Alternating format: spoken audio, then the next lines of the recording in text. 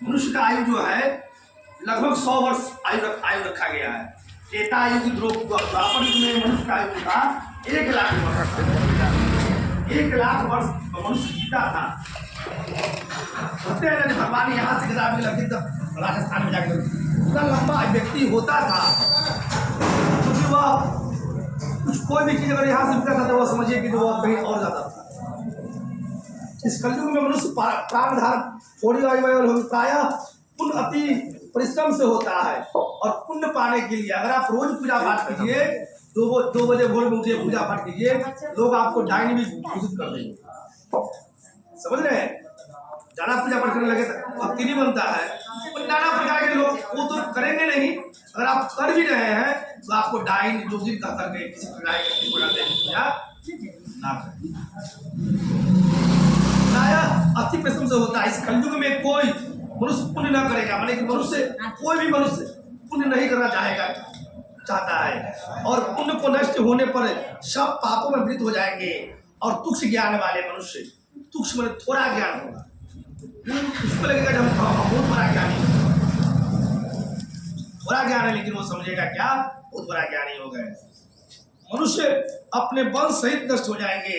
हे सूत जी, इस तरह अल्प परिश्रम से थोड़े कम धन और उचित समय में पुण्य प्राप्त हो, ऐसा कोई उपाय हम लोगों को वर्णन कीजिए। इसके उपदेश से मनुष्य पुण्य प्राप्त करता है, वो उसका भागी होता है।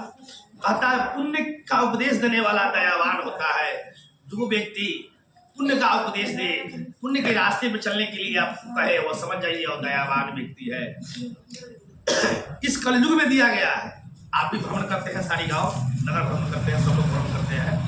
दिया गया है जिससे मनुष्य के पास, अभी के मनुष्य, कलयुग के मनुष्य के पास दयावान है, उसको दया है अंदर से, कपट रहित, इसके बाद छल कपट ना है, और निष्पाप, जो कभी जीवन में कभी कोई पाप न किया हो, और निर्विरोधी, जो आपके तरफ न बोले, इनके तरफ नहीं बोले।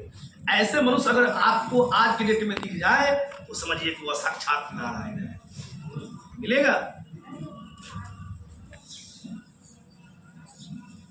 संसार में ज्ञानी होकर जो दूसरे को ज्ञान न देता हो, उस पर ज्ञान रूपी परमेश्वर भगवान प्रसन्न नहीं होते हैं। हमें अगर ज्ञान है, अगर ज्ञान नहीं बांटते हैं, अपने अंदर अगर ज्ञान छुपा कर रखते हैं, उसमें भी भगवान कहते हैं कि दोष लगेगा। अगर तुम्हें ज्ञान है कोई चीज का, अगर कोई जानने की इच्छा है तो उसे ज्ञान बता दो।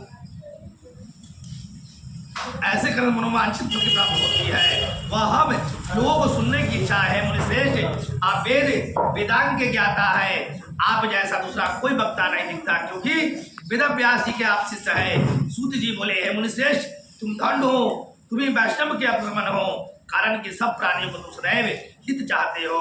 हे सुनो, मैं आपसे कुछ उत्तम व्रत को कहूंगा।